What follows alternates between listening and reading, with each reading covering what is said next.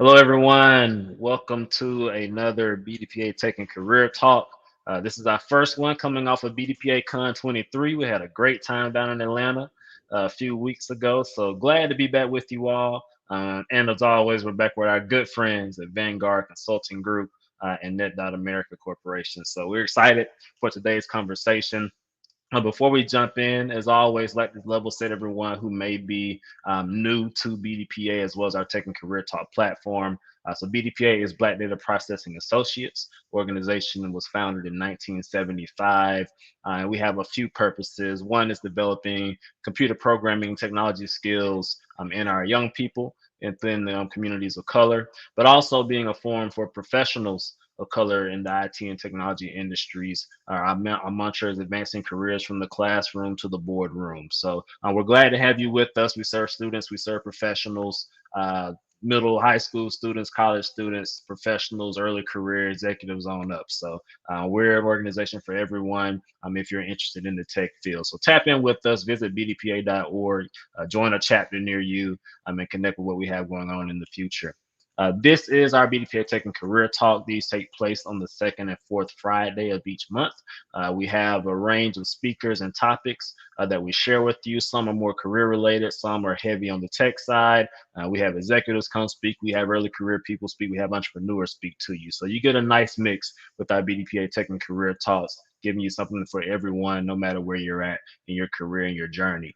So thank you. I'm Devin Jenkins, our Tech and Career Talk leader for BDPA. I serve as the US and Canada IT pricing leader at GE Healthcare, and I'm also the founder CEO of Share the Vibes LLC. So excited to have you with us. I'm going to get out of the way and turn the floor over to Mr. Akil Bektimba of Vanguard Consulting Group to introduce our speakers and our topic for today.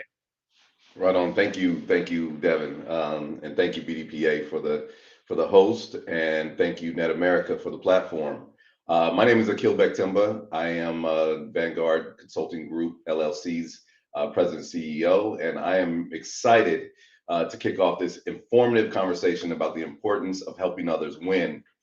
We are very thankful for having our guests today, Damon Hawkins and Mikael Pyles from the Haltere Group, who are with us today to not only represent the culture, but to share their unique and valuable insights about group economics, financial literacy, community impact, and participating in moving the needle forward on the mitigation of the HBCU housing crisis, which we have all heard about in the news. We will also spend some of our conversation delving into the trends and the related peripheral fields that detailing various career pathways associated with commercial real estate. Some of those might be construction, tech, public policy, marketing, finance, obviously research and development, and some approaches to workforce development through these efforts in association with partners like BDPA, Net.America, HBCU Cares, the Haltere Group, and the U.S. Department of Labor. Before we get into the conversation, little housekeeping. Throughout today's discussion, we will field as many questions and answers as time allows. So please, as we go through this, please make sure that you are plugging in questions throughout. You don't have to hold them to the end. Plug them into the chat feature of this of the Hopin platform, and we will address your questions. Some of them throughout the discussion, and many of them, or as many as we can, at the end. So thank you again for being here, and we're looking forward to getting started. Gentlemen, good morning. Morning. Good morning. Thank you so much. I want to say thank you personally because I know you both are on the West Coast and I know it's early there. So appreciate you guys, taking the early part of your morning and joining us today. So before we get started, I just want to give you guys a chance to introduce yourselves, the Haltere Group, and what roles each of you guys play in the organization. Absolutely. So extremely excited to be here this morning. Thank you so much, Akil. Always happy to be on a platform with my brother, Damon Hawkins. Thank you to Vanguard for helping us join this platform, to BDPA, as well as Net.America. I'll start off with introducing Haltere Group, and then we'll get into personal introductions. So Haltere Group is a Black-owned real estate syndication company. We are vertically integrated with acquisitions, asset management, and construction management capabilities. Our principal mission at Haltere Group is to help people create generational wealth via real estate and group economics. As a syndication company, our core function is acquiring high-value multifamily apartments. Our goal is to acquire properties at 50 units or greater throughout the United States, as well as land development deals, which we're specifically targeting HBCUs. So I know we'll get into that in greater detail throughout this conversation. Furthermore, we allow accredited and unaccredited individuals to participate with us in purchasing these large assets that are typically only reserved for the wealthy individuals amongst us. So we're looking to curtail that and bring that sort of wealth into our communities. My name is Mikael Pyles. I am the Director of Investor Relations for Haltere Group. My background is in corporate sales and residential real estate. For almost a decade, I've been a senior broker at one of the top real estate firms in Manhattan. I have a lot of experience working with both buyers and sellers. I've brokered many multi-million-dollar transactions and all ranges of transactions, from studio apartments to multifamily properties. I'm also an avid investor and an entrepreneur, and I currently own a tech startup which has recently been featured in many nationwide media outlets such as Yahoo News, Black Enterprise Magazine, South Florida Business Journal. The list goes on and on. So very, very glad to be here this morning, and I'll throw it to my man, Damon. Good morning, everyone. My name is Damon Hawkins. I am the Director of Strategic Partnerships with Haltere Group. My background is in supply chain consulting. I've been doing that for the past 20 years. I also have a background in franchise consulting, but what leads me into the Haltere Group is that I've been an avid real estate investor since 1998, purchasing real estate, all facets of real estate, but I have recently grown an affinity for commercial real estate and how it blazes a trail in our financial resources, as well as educating and stimulating our community and debunking the myths on how difficult it is to get into commercial real estate. Thank you for your time. Very cool. Obviously, as we hear you guys talk about your backgrounds, having backgrounds that naturally kind of coincide, what inspired each of you guys to pursue your current pathway? And how did you connect with the Haltere Group? I mean, Dame, you talked about it, kind of naturally happening because you started getting into commercial. Mikael, I think it's also natural how that happened, but what brought you guys together? I think Haltere Group has a very interesting story and a collective of, if anybody goes to the website, you can see this collective of brothers that are from kind of different lanes, but that you guys kind of formed together. So just kind of, getting people a little bit more understanding about how kind of the Haltere Group came together. Absolutely. I think for me, how I got to the Haltere Group, Dennis and I are the CEO of Haltere Group. He and I are fraternity brothers. We both came into the fraternity right around the same time. He went directly into real estate, and I went into more business consulting, and I was doing real estate investing on the side, if you will. And as I learned more about the real estate industry, I started to see that commercial real estate is a more path for building equity. And we can get into that in terms of how to have a direct impact on how you build equity in commercial real estate versus how you build equity in real estate on a residential side. You typically have to get comps in an area to get equity. Your property values do not grow until properties within a certain mile radius gets a better comp. Whereas in commercial real estate, you're able to make that impact directly in your financial statement by lowering expenses and increasing the rents by doing capital improvements to the property. And that was very appealing to me. So when I connected with Dennis Earls, our CEO of Haltere Group, he was already blazing a trail in that arena, making purchases, and we had a very kinship already. And so we linked up, and I was able to utilize my skill sets in building strategic partnerships to add value to the Haltere Group. That's awesome. That's awesome. So what I'll do is I'll actually back up a little bit to give the audience some color around how Haltere Group formed as a company, and then how I got into Haltere Group. So generally or succinctly speaking, Haltere Group was founded by 4 managing principals. These gentlemen are highly accomplished in their fields of expertise. The backgrounds range from commercial real estate to construction, mortgage lending, and financial advising. Essentially, all 4 of the founding partners for Haltere Group had decades of experience, if I'm being transparent, helping others create massive wealth, right? Through their areas of expertise. And 3 years ago, these brothers came together and said, you know what? We've made a good living for ourselves. We've, all individually purchased homes, have different businesses going.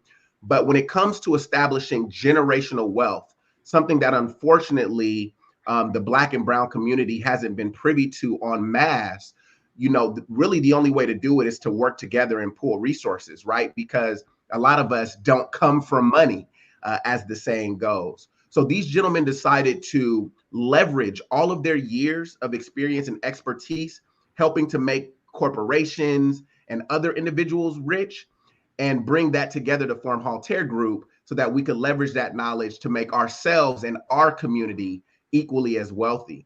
And so that leads me to myself. As I mentioned earlier, I have a background in residential real estate.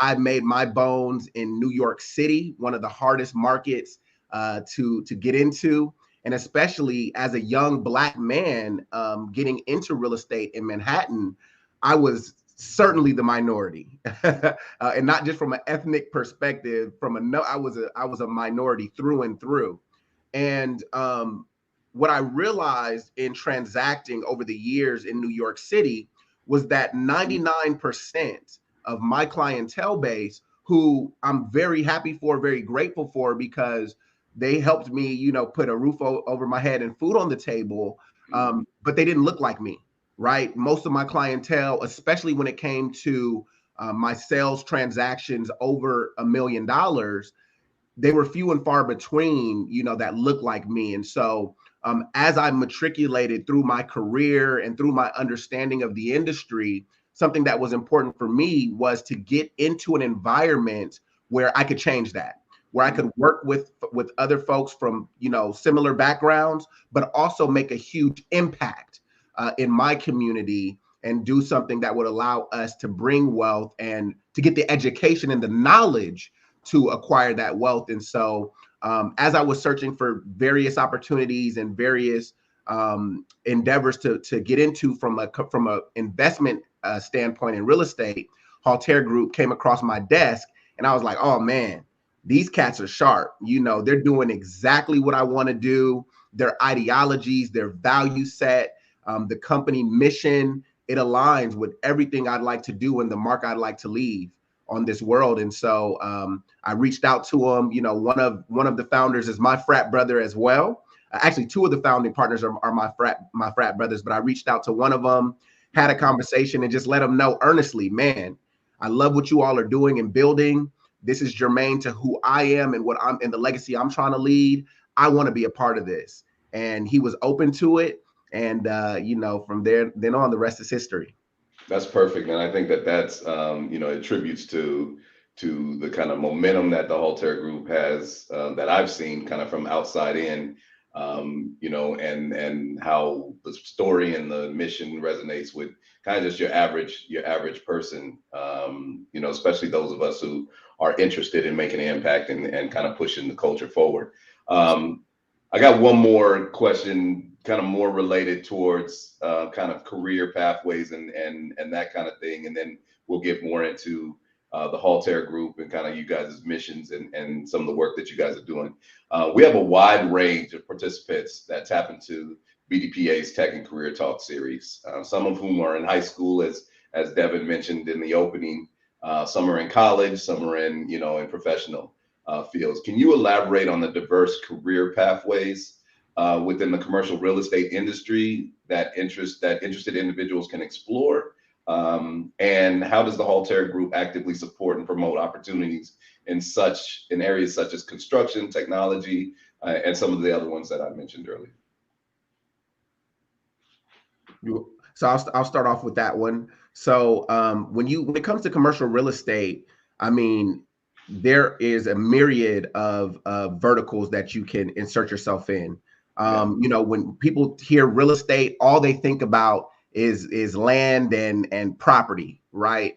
But in order to really make real estate tick, you have to have a financial foundation, right? You have to have your financial vertical. So you're doing a lot of analysis, right? So when you think about the comps that Damon was talking about earlier, when you think about the structure of a company, just like any other corporation, accounting is paramount to that company's success, right? When you talk about commercial real estate, really, all real estate is similar in theory. It just gets more complex depending on the type of asset that you're looking at, right? So you can think of commercial real estate as just a more advanced form of purchasing a single family home, right? All of the inputs and all of the considerations that go into residential real estate are the same sort of, considerations and variables that go into commercial real estate, typically just on a more complex and larger level. So you have to have your accounting tight. Also, as a commercial real estate firm, marketing, right? A lot of people, when they think of real estate, they're thinking business, they're thinking finance, they're thinking, man, I know that a lot of wealth could be created in real estate, but I'm not really, I'm not a numbers guy. We hear that all the time. I'm not a numbers guy or a numbers gal, right? But you don't have to be. A huge part of what we do in the real estate space is marketing, right? And I mean, look at what we're doing here today. Right. It's important to be able to build platforms to create an ecosystem of investors, an ecosystem of shareholders and stakeholders, and a community, right? And so we talk about marketing, and that's social media, that's website development, that's tech, right? As we're looking to acquire properties and we're looking at different things, we have to be able to leverage technology in order to do so. That's how you keep a competitive edge in real estate. So there's a huge tech component. We have to get on the, get online and use different platforms and different tools to edge out our competition, to find deals and be able to put those things together, right? So we have that aspect of it. And then of course you have the, the real estate component. So, you get your brokerage licenses and things of that nature. The last thing I'll say before passing it on to Damon, if you want to elaborate any, is that the way that Haltere Group is set up, we are a very deep and robust operation. We have everything, as I had mentioned earlier, our 3 areas of core competency are going to be acquisitions first and foremost, right? So that's acquiring land and property. That's going to be asset management. So that's managing the land and property. One thing we do, Akil, is make sure that we're going into communities and we're curtailing the epidemic of slumlords, right? A lot of times when you look into the communities that we're acquiring properties in, these people, these poor individuals are living in buildings and complexes that are being mismanaged. They're allowing the properties to become dilapidated. They're allowing them to get run down and overlooked. And we come in and we change that right away. We put our management teams in motion and we make sure that we're adding value and creating a healthy environment, because this is where people rest their heads. And then the third area for Haltere Group is construction management and development. As we talk about our HBCU initiatives, it coincides with everything we're saying here in terms of uplifting the community. So we're targeting HBCU areas because those areas, as I just stated, are heavily impacted by neglect when it comes to the living conditions. And when we're talking about HBCUs, we're talking about our next generation, the cream of the crop. So the very least that we can do as a community is make sure our students and our kids that are going to get an education to move the culture forward have a great place to live and thrive and rest their head and study. So Haltere Group is working with Tuskegee, Alabama. We're working with Prairie View A&M. We're looking at Jackson State. We're looking at the Atlanta University Center, where I matriculated out of. We're working with HBCU Cares, and we are going all the way in on developing and impacting and mitigating the circumstances of living for our HBCU communities. Okay, Dane. You left me with nothing to say. You left me with nothing to say, brother. You took all my thunder. No, I'm getting hype. I'm getting hype. I know, Yeah, man. that's Hey, good. this is something to actually get hype about, actually, Yeah. because there are so many different ways we make an impact, and there are ways that people of all diverse backgrounds can get involved, all age groups can get involved, and that's why it's important that you understand the mission of Haltere. We lead with education, and the whole idea is to build generational wealth through real estate. And so some of the things that I would say for like a young person that's looking at Haltere Group, what can you learn? How can you be stimulated educationally? The first thing is understanding financial statements. That's one of the things we go over every single time we have a call, every time we do an education. We go over a financial statement and we educate on exactly how to determine if a property is profitable, how to determine what the cap rates are or go over what cap rates are, and how that's important to an investment, what your expenses are versus what your income is, and how to make an impact on that income, right? How to do capital improvements. And capital improvements is basically doing upgrades to the property so that you can create a better living environment for your tenants. And by doing that, you actually improve the value of the property, but you're also improving the quality of life of the people that live there. And that in itself is a community, a large community impact. Essentially, another thing that we're doing is we're meeting a huge demand. There's a huge demand in housing right now, and there's some people that are having some housing insecurity issues, and Haltere is making an impact in that regard. And so that leads to property management. There's another area in which you can learn. I mean, and that goes back to your household. If you can manage just understanding how to manage your own household, plumbing, electrical, your windows, paint, and things of that nature, that applies to a commercial property just on a larger scale. And just by doing that, that is also another learning environment. Collaboration. So in order to be successful in this business, you have to be able to collaborate and network at a high level. So yes, the Haltere Group, the partners, we put our hands together. We're like Voltron. I'm aging myself with the whole Voltron analogy, but initially we're a team, and we come with a bunch of different backgrounds and resources that we can add value, but we also got to reach outside of our network, right? We got to collaborate with other brokers. We got to collaborate with other marketers. And there are people that are doing so many different things that we have to tap in with them on. And staying connected to a mission. That's a big deal. So everyone can understand. We could go and do so many different type of projects, but being connected to a specific mission, which is building generational wealth through real estate, and then making an impact on the HBCU community, because we know there's a huge demand there, that keeps us connected to a mission that actually has a community impact that's connected to it. One of the things that, first of all, all of that resonates with me, and I think it definitely resonates with the community. We have, one of the things that we do at Vanguard with Net.America is we work on the ERAP program, and the ERAP is expanding registered apprenticeships.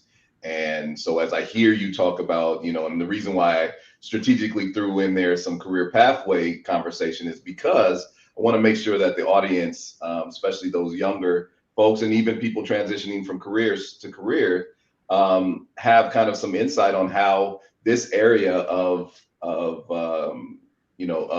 the industry, can be a catalyst for them to go into any of these other areas. And Mikael talked about marketing, you talk about accounting, you talk about partnership development, and all these good things. And all of these things are necessary, obviously, in order to move any career forward.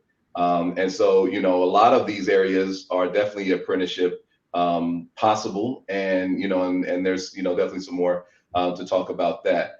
I wanted to. It's funny because when I do this sometimes, and I talk to very smart people like you guys, that are keen to the industries that we're talking about, I have to kind of go back and say, you know what, let me just have them give me a definition, right? And so so as we talk about, and I'll also say that one of the things that attracts me to Haltere Group just as an organization is that it's a full mission, as opposed to, we're just trying to go get commercial real estate, we're trying to make money, blah blah blah blah. It is education. Damon, you led with education. Mikael, you talked about the expanse of the things that you guys do in the community. So these are things that are not like probably many investment groups out there, or investment partnerships. And so just for the kind of the layman out here, and some of us who are not have a financial background, can you guys just kind of briefly give an overview of what, like, the concept of group economics, and I know that you guys do a whole lot of financial literacy, and we'll get more into that. I have a couple questions on that in particular, but just kind of, I think that it's good for people to know the value, or at least just what is group economics. We've heard it so many different ways and so many different, and so I want to make sure that there's no confusion about exactly what that is. So either one of you guys, shoot me the concept or what it's about. I'm gonna go first because Mikael stole all the thunder last time. No. I knew it. So I always try to give this one analogy when I talk about group economics. I use Jay-Z as a good example, right? Jay-Z purchased the Brooklyn Nets. A lot of people know about that, but how did he actually do that? Did he spend all of his money? And most people say probably not. Did he spend a significant amount of money? Yes, he did, but not enough money to actually purchase the Brooklyn Nets on its own. So he partnered up with several other investors to acquire the Brooklyn Nets. And essentially, he has a percentage ownership into the Brooklyn Nets. And he does have an impact to, have a voice, if you will, but it required him to do what we call group economics, multiple investors getting together and purchasing that asset together. And everyone had a certain skill set when they purchased it. Someone was focused on marketing. Someone was focused on acquisition, growth, and things of that nature. That's essentially what group economics is. Go ahead, take it, Mikael. No, that's a great analogy. Group economics is essentially leverage, right? It boils down to leverage.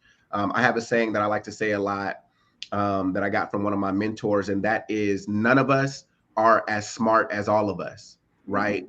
And that sort of message can be extrapolated into other areas. None of us are as wealthy as all of us. None of us are as resourced, or none of us have a network, as big as all of us, right? And so when you look at a lot of the power centers throughout the world, right, they got to where they were through group economics. Absolutely. You can look at countries, the United States. It's literally uniting individual states to create the country together, to be the powerhouse that we are.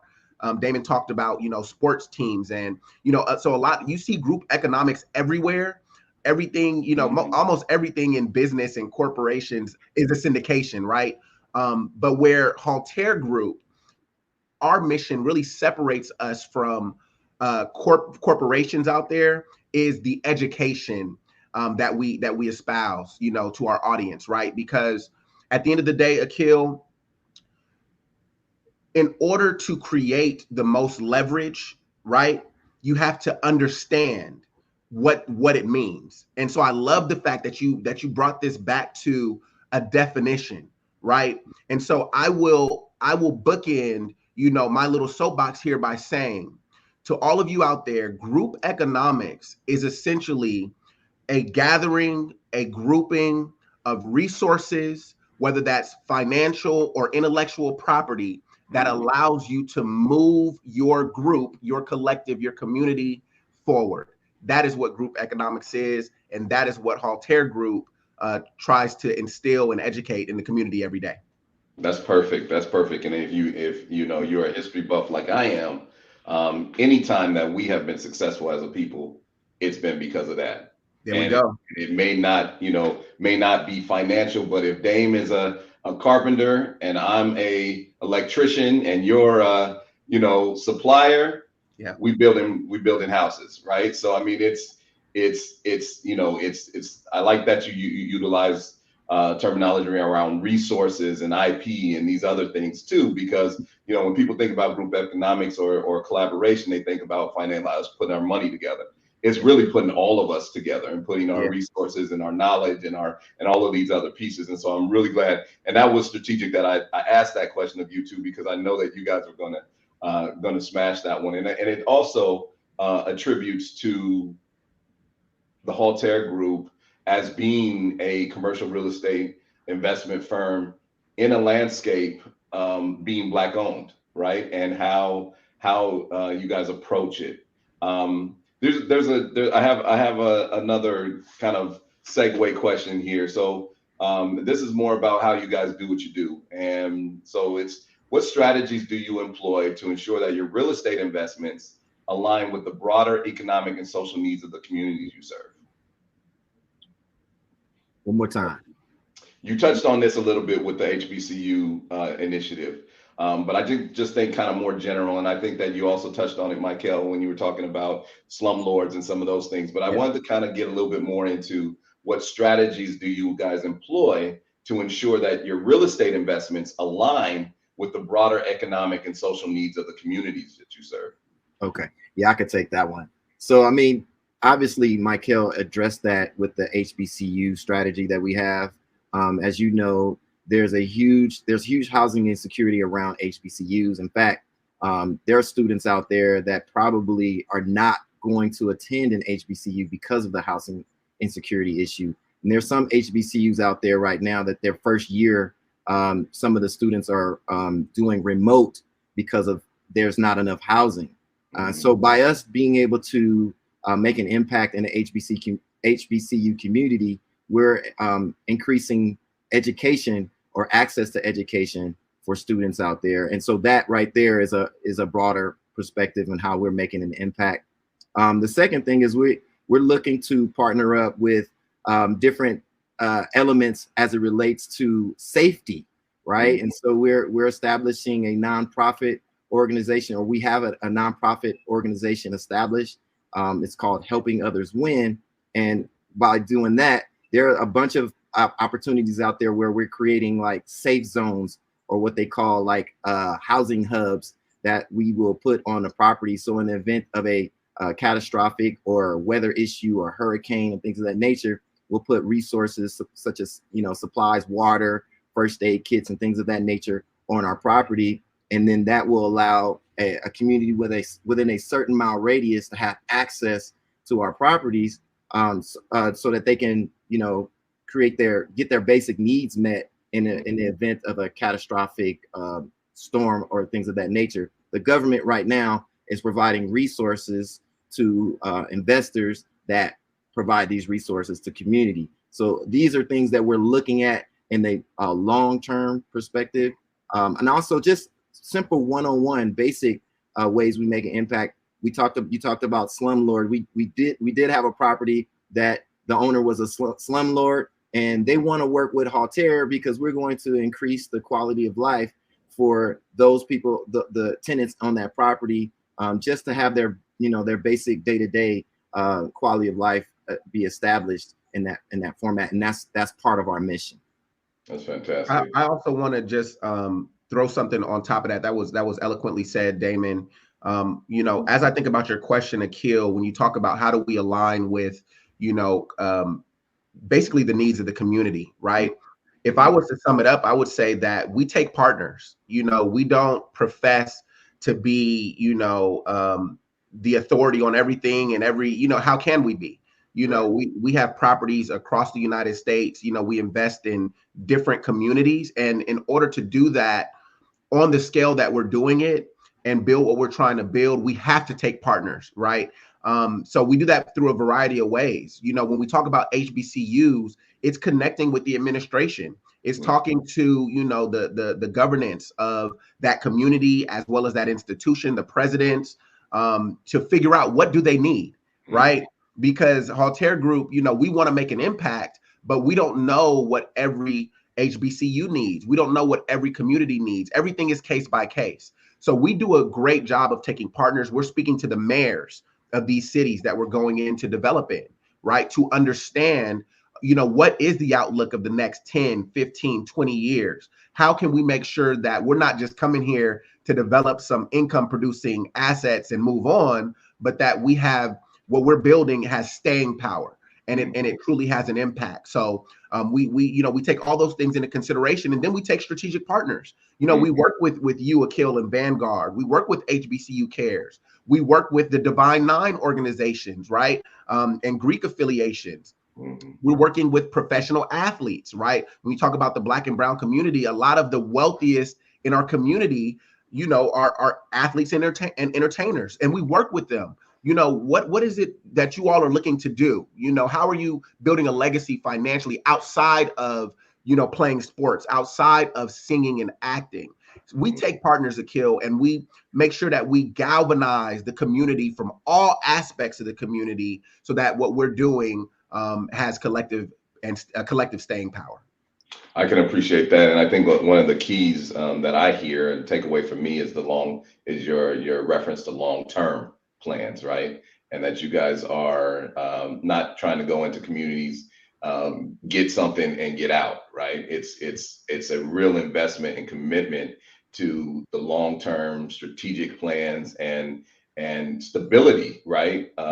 And sustainability across the board when you talk about entering these communities. And so therefore you guys become locals as opposed to being kind of outsiders coming in. You become part of that community. And I think those are some real key aspects that I think, you know, are important, not only just in general, but definitely for the HBCU. And we're going to get a little bit more in the HBCU initiative in a second. Akil, can I just say something? Because you said something really profound that I want to make sure the audience is getting.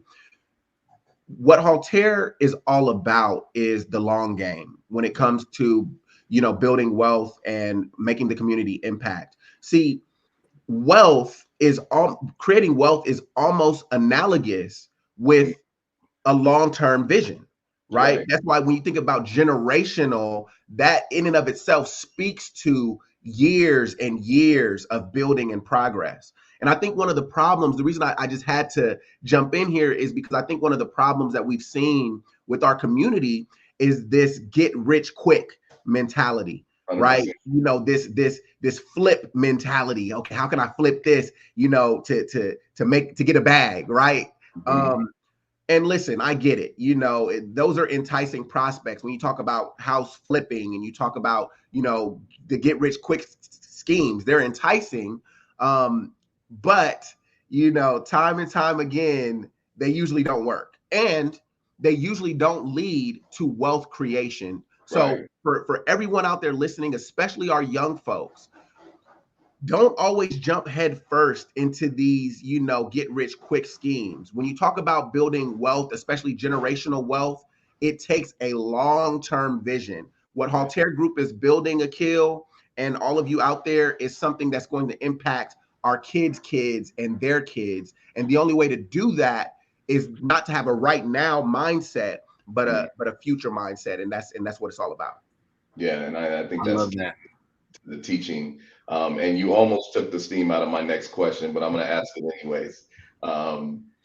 So how does the Haltere Group, and you probably answered it, so this may be a repeat because of what you guys have already said, but how does the Haltere Group measure the success and impact of the work that you do, both in terms of financial returns and social transformation? And so I think some of that you've already, so you don't have to go too far into that, because we do have some more to get to here, but I just wanted to kind of define, like, what does success look like in these areas for the Haltere Group? I'll go first. So I think one of the key proponents in which we determine success is establishing trust with our clients, and then putting them in the position so that they could do this over and over again. I mean, there's really no way to create generational wealth if you can only do this one time, right? And so if you get, you know, in a position where you're educated, you're knowledgeable, you overcome the fear of making these type of investments, now you're willing to do it over and over again. So I would say that would be a way that we determine success, is having repeat investors. The other way is, you know, honestly, I would say giving them a return on their investment, right? So we set a goal, right? And we want to reach that goal, which is to provide tax incentives.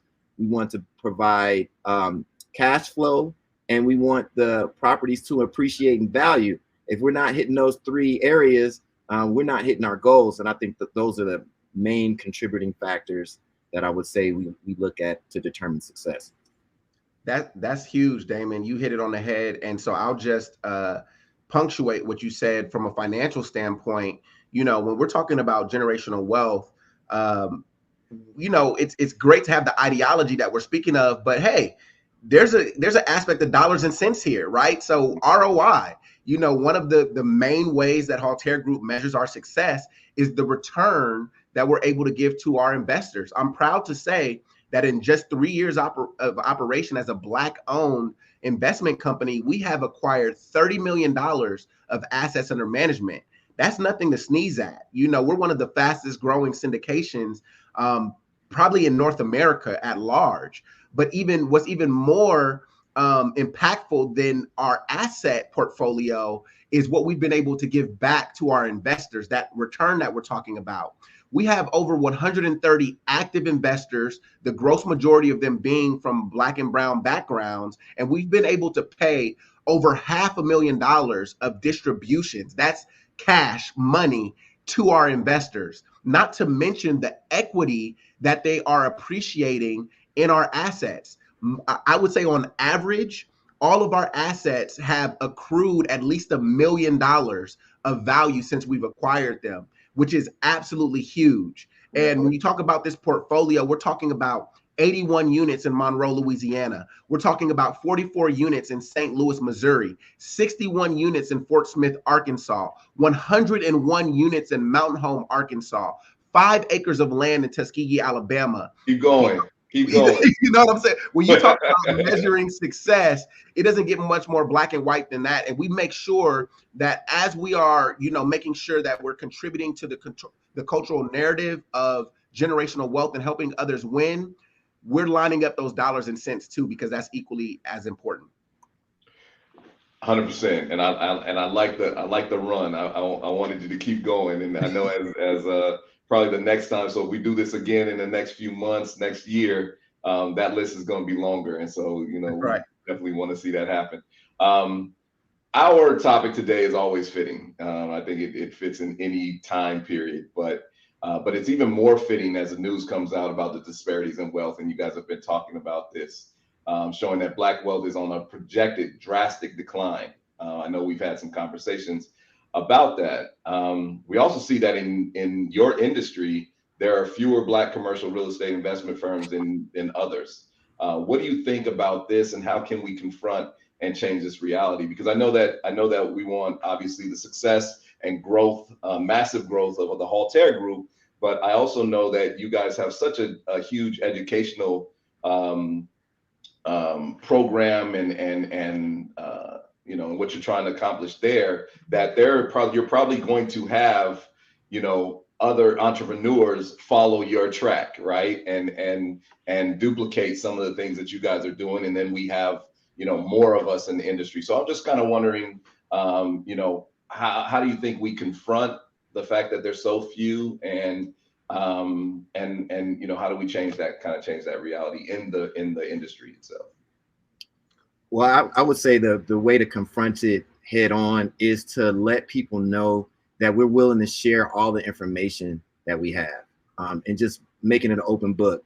I'll go back to the first day I approached Dennis Earls, our CEO, about, you know, it was a transaction he posted on Instagram, and I reached out to him and said, hey man, how did you do this?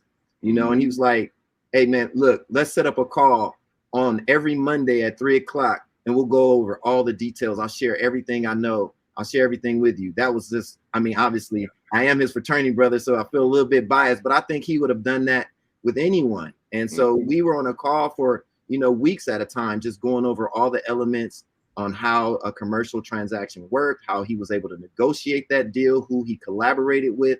And I think the biggest thing is to let people know that we're here and we're willing to share the information. Just reach out, because we do want to have more syndicators out there. We want to make an impact on the Black wealth out there, because there's a huge, like you said, there's a huge gap. In fact, I was just, Mikael and I was just at a speaking engagement yesterday in San Jose, and we were doing an economic summit in front of quite a few guests. And one of the articles that came out in the discussion, and I'm going to read it, but the median wealth of Black Americans will fall to zero by 2053, warns a new report by Jamil's Larty. And in that report, it just says studies predict that our income, or the Black wealth impact, will fall to zero. That is scary. Wow. Yeah, it is. And the leading contributing factor to how they're measuring that is home ownership. Mm-hmm. Okay, and so they're saying Black home ownership is at an all-time low. It's actually lower than when the slavery ended.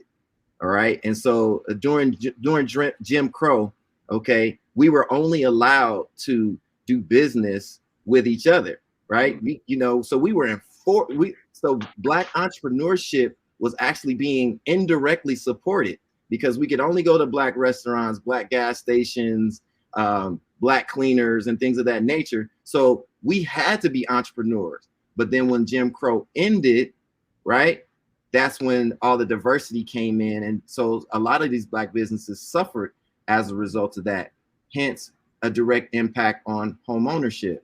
And so if we can debunk the myth of, getting a home or making an investment, creating multiple streams of income, which we hadn't talked about yet, but you have your job, and by collaborating with a company like Haltere, you create a job for your money. So you have a profession, and your money has a profession, creating multiple streams of income every time you invest in a building. Hence, you've given another stream of income to your money. And so by doing that, will directly impact home ownership. And now we're kind of debunking this whole median of Black wealth falling. Man, that's great. And I'll quickly just add, we have to continue to build institutions and platforms of education, right? When you talk about the educational centers across the country, we have our HBCUs, we have our PWIs, we have great institutions. The United States, from an education standpoint, is up there. However, when you talk about going to school from preschool, kindergarten, up through higher education in college, a lot of times the curriculum is designed to teach trades or designed to teach employment aspects, right? They're not designed to teach entrepreneurship and ownership. That's so right. When I talk about building institutions, I'm talking about building platforms like we're on now, building platforms like How with Haltere, helping others win. These are institutions and platforms that allow us to share the information to curtail that wealth gap that we're speaking of, right? So for everyone listening, if you go on YouTube and you type in How with Haltere, helping others win, we created that, Akil, so that we can educate everybody on all sorts of aspects of entrepreneurship, financial literacy and financial freedom, investing, right? These are things that we have to know to shore up this gap, but it's not being taught in our schools. So we have to create those institutions. 100%. And I encourage people, and one of the things that and Dame talked about dating himself, but I'll just put it out there. I just turned 50, right? And so you look good, brother. You look good. It took a long time.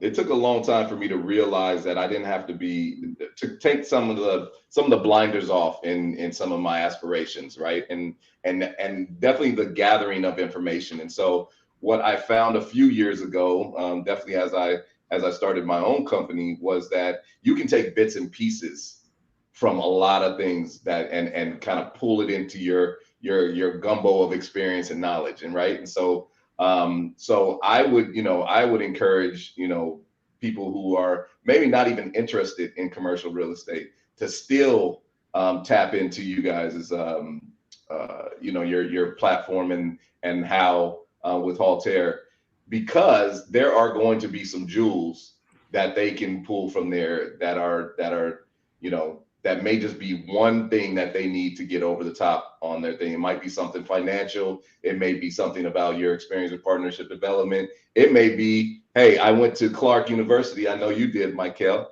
and a promotion of the school, and that, hey, I don't know about Dane, but we grew up in California. I didn't know much about HBCUs in California because there's no HBCUs in California. Right. And so maybe if I would have been exposed to that, I might have went that track out of high school. So there's just, I just wanted to make a point that there are bits and pieces that you can pull from any of these, any of these conversations that, may not, so you don't have to particularly be going searching for something, but you will definitely come home with something. I want to kind of dip into the HBCU crisis, the housing crisis a little bit more, because I know that's a signature initiative for you guys. We talked about financial literacy a bunch and education. I know that's a signature initiative of your organization and the Haltere Group. And so I want to talk a little bit more about how you're tackling the HBCU housing crisis. And so my first question there is, what specific challenges have you guys encountered while working to mitigate the HBCU housing crisis? And how is your organization adapted to overcome those? I would say. Oh, go ahead. Go ahead, Mikael. I've been going first. No, you could tell we're both chomping at the bit to get it. Right. Yeah. Mine is short. Go ahead, brother. I would say the first challenge is we can't do it fast enough. We would like to do it faster. We'd like to be able to make an impact faster. And some of these projects that we're looking at, they're literally rolling out the red carpet for us to work with them. The mayors are looking to work with city council. The staff at the universities are willing to work with us. Every time we have a conversation with somebody in the HBCU community, they're like, let's get started. But some of the challenges I think come into play is, dealing with land development, the entitlements, and all of the different stages that you have to do to properly develop a land into a actual real estate property that people will know, love, and appreciate over the long haul. We would like to be able to fast cycle that. That would be the first obstacle that I think is underway, because we're ready to go. And then the second one would be getting financial participation in the community, because we're going to be raising money to do that. We're going to create strategic partnerships around that. But we would like the community to get involved as well from a financial standpoint, because we have a position for them to benefit as well, in galvanizing that strategy. I would say too, foundationally, one of our biggest barriers to growth, and I agree with what Damon is saying in terms of moving at an accelerated pace and financial commitments and inputs. But even before that, what I would say is shifting the paradigm of our community. So specifically, we're talking about HBCUs, right?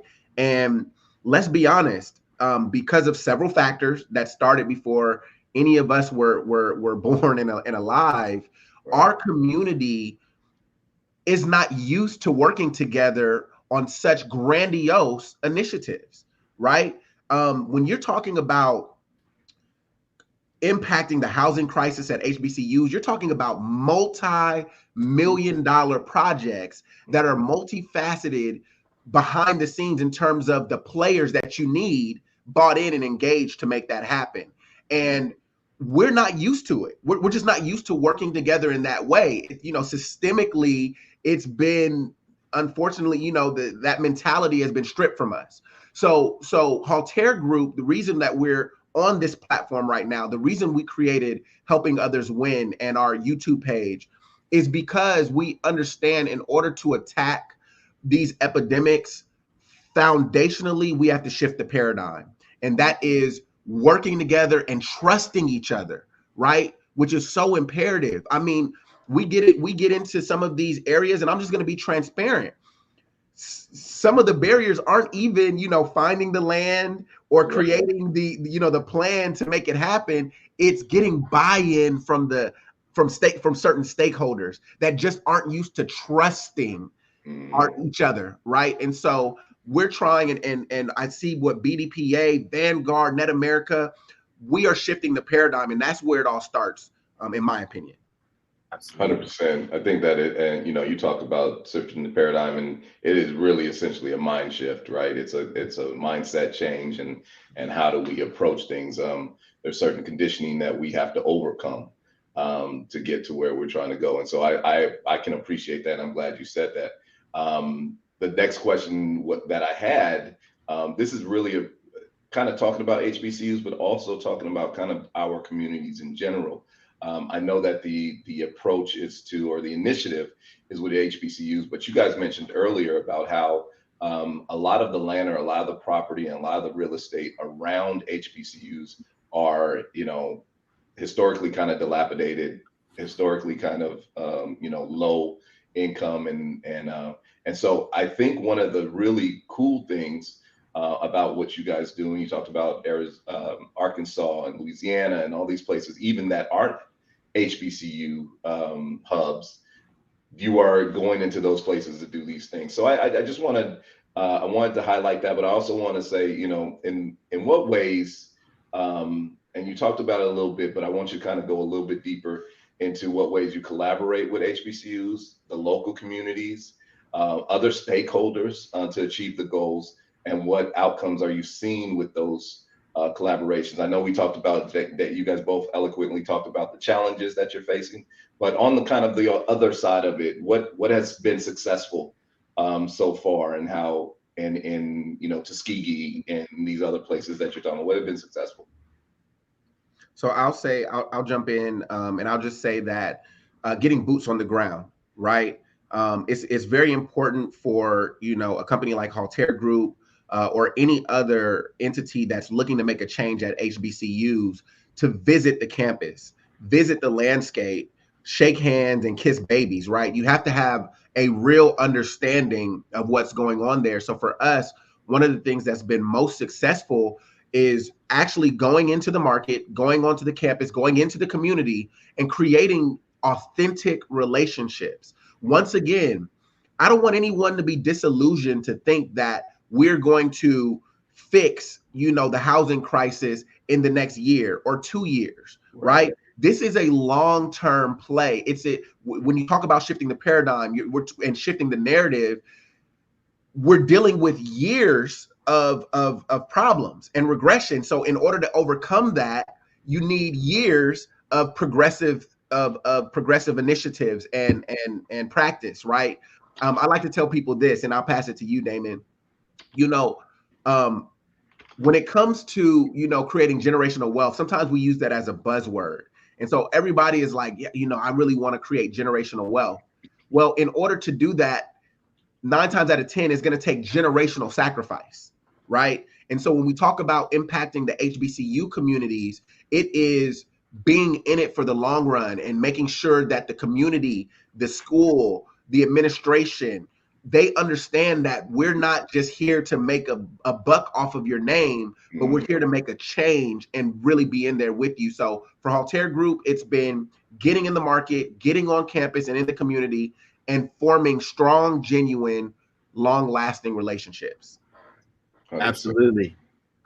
Everything Mikael said, and I want to give you your flowers, Akil. Just creating a strategic partnership with HBCU Cares. I would say that was a big nugget, a big feather in Haltere and Vanguard's cap, in terms of just, as soon as we met with them, they were like, what do we need to do? What's next? When can we get started? We want to start today. In fact, right now. And then also just the collaboration with the staff. We're connected with some staff within the HBCU community, and that is a small network. Everyone knows each other there. Just getting the word out so that hey, we're here, we want to collaborate.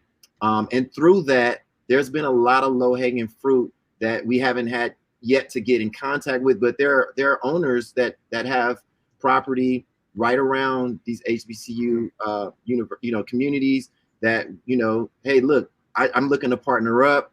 What can we do? How can we get started? I would say, those are the key collaborative initiatives in which we're covering ground on. And so I think that's going to continue to grow. I love that, and I think that we talked, like we said earlier, about what are some of the KPIs, or what are some of the things that you guys look at it when it comes to success, and same with us is sustainability. And I know that one of the conversations with HBCU Cares has been, how do we sustain, right? How do we make this sustainable? How do we make this grow? How does it impact alumni? How does it impact students? How does it impact the community as a whole? And how can they all benefit, financially and other ways, through the work with Haltere Group. So I commend both of you guys and the Haltere Group for the mission and the intent, which I think is huge, because obviously, there's going to be some, there's things that we're all learning as we go. And so there may be, a stumble here, or there may be some learning lessons there, but I think intent is huge, and I think you guys definitely have it. We're going to wrap up in a few minutes here, so I just want to kind of ask a couple kind of closing questions, and then we can we'll give you guys a chance to say kind of your last piece on this particular conversation. Dang, it's already been an hour. I can't believe it's gone so fast. So, and it always happens like that when we have good conversations.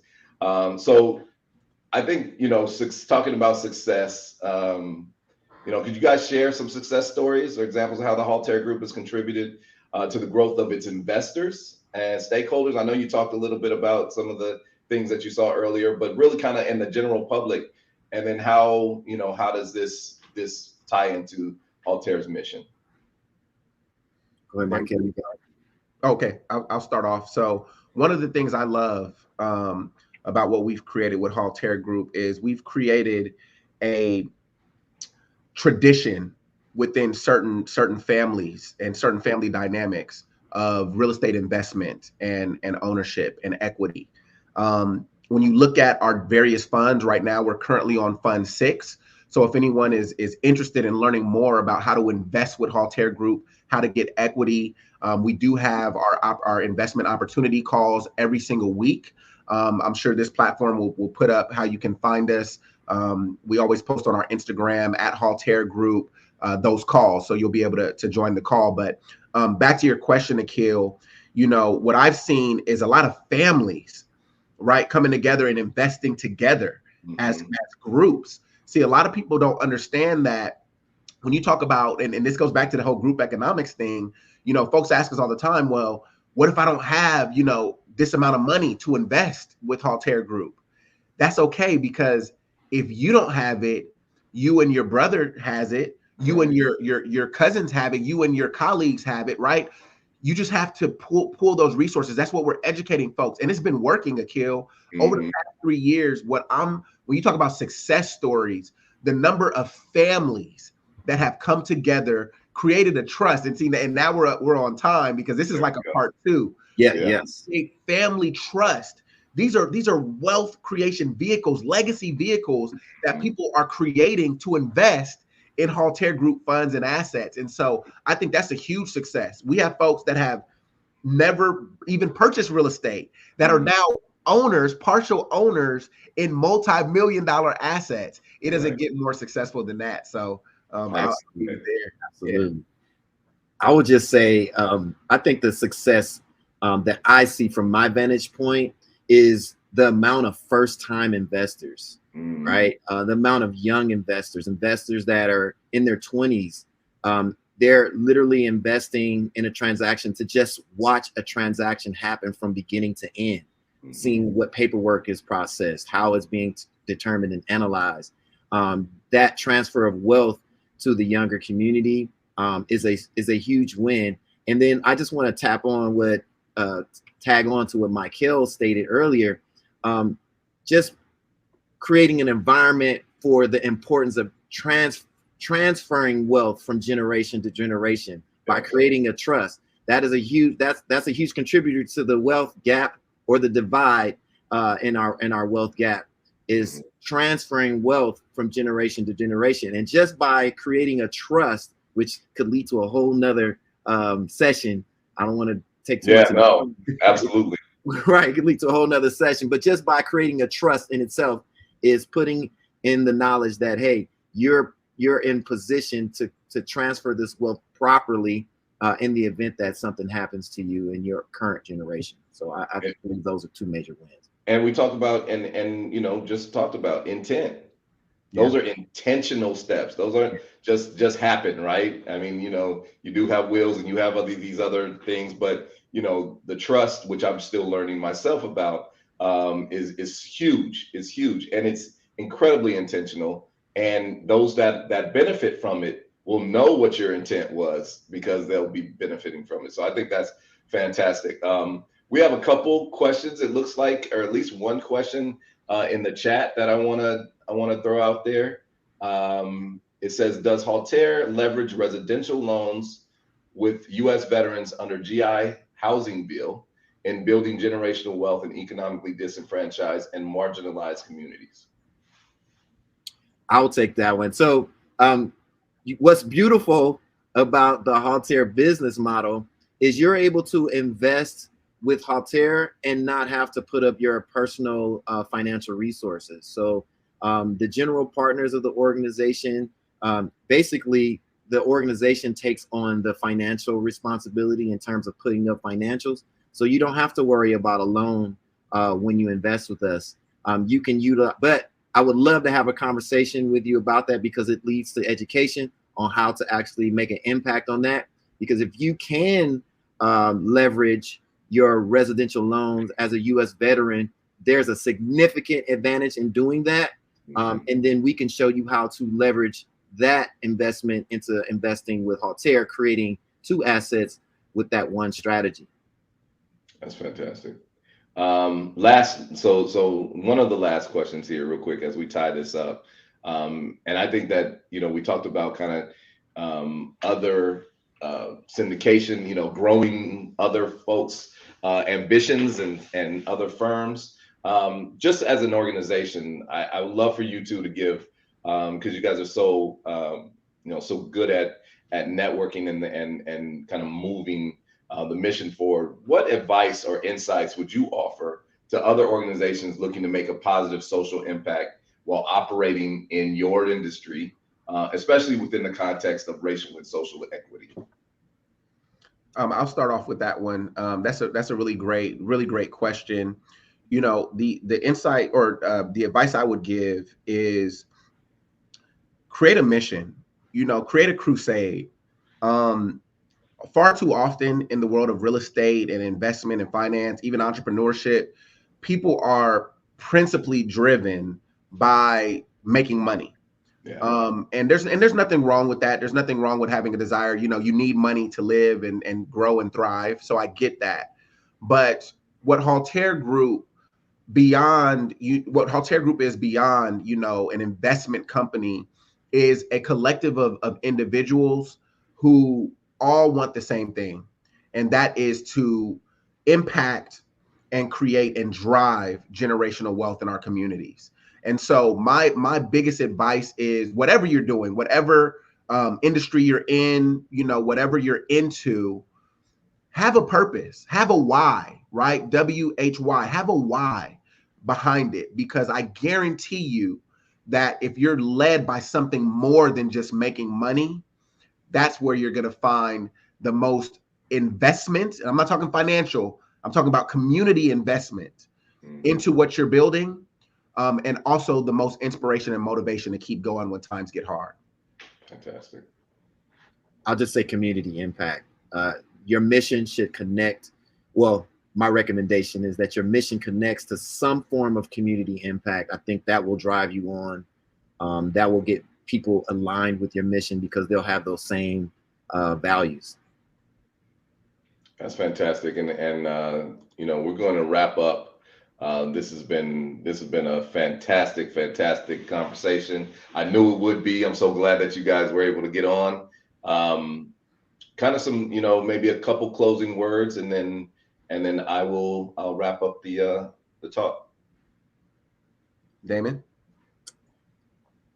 I got distracted by the chat. I just want to, before, real quick, I just wanted to reach out and let everyone know, Lawanzer, John, please reach out to me directly on some of these questions. I think some of these questions you're asking is a whole nother podcast, and I would love to go into it, but just contact me 310-902-8848.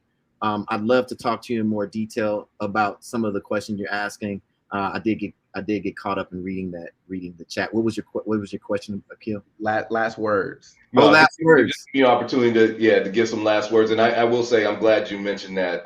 For everybody that put other information and your information in particular in the chat, we will save that and make sure that the Haltere group gets that information. And we will be listing the Haltere groups, Net.America's, Vanguard's, and BDPA's websites when we finish up here, so you will have access to all of that. And I would just say that as you connect to the Haltere group, just let them know that you heard about them here, so that we can make sure that we're tracking kind of where people connected from and those kind of things.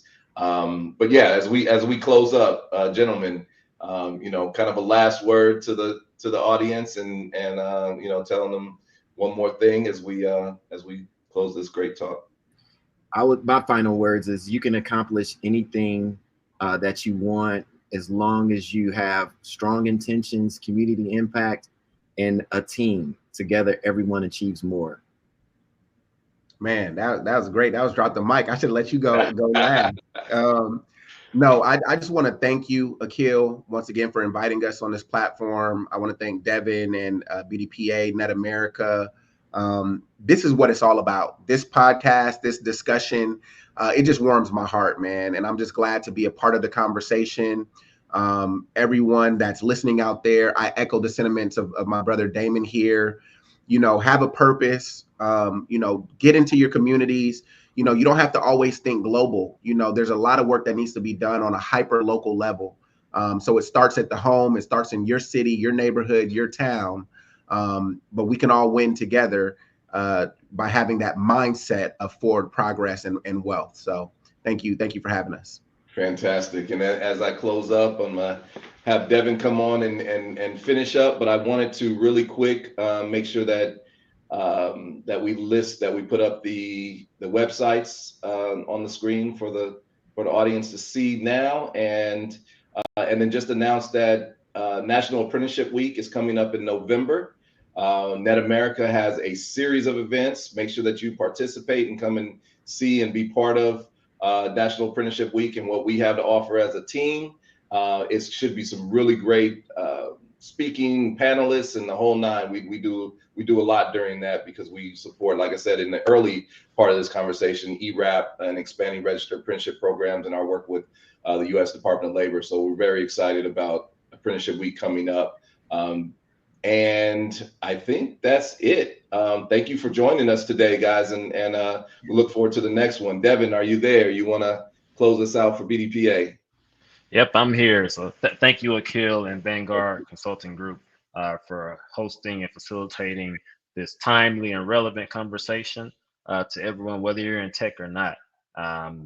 Wealth creation, real estate, these are things that are relevant to everyone in the Black community and the community at large. So thank you for a very relevant, timely, and impactful conversation today. And thank you to Mikael and Damon from the Haltere Group for all that you're doing in our communities and sharing this information with us to position us for wealth creation and the things that we need to have a sustainable future. Our BDPA conference theme this year is Future Now, and this is exactly the types of things that we have to be talking about if we want a sustainable future. So thank you to everyone for joining in to our Tech and Career Talks. We ran a little long today, but that's because the conversation was intriguing, so we didn't stop it. But be sure to check out bdpa.org/Tech and Career Talks.